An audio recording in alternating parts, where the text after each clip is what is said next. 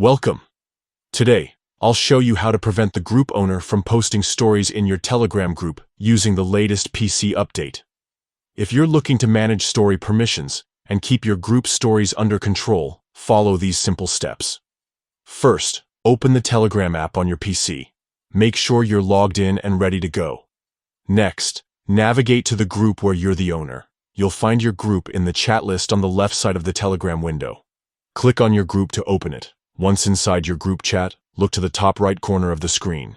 You'll see 3 vertical dots. Click on them to open the options menu. From the drop-down, select Manage Group. This will take you to your group's management settings, where you can adjust permissions and roles. Now, find and click on Administrators. Here, you'll see a list of all admins, including yourself as the owner. Click on your own profile in this list. In your owner settings, look for the section called Manage Stories. Here, you'll see the option labeled Post Stories. To prevent the owner from posting stories, simply disable this option by toggling it off. Once you've made this change, don't forget to click Save to apply your new settings.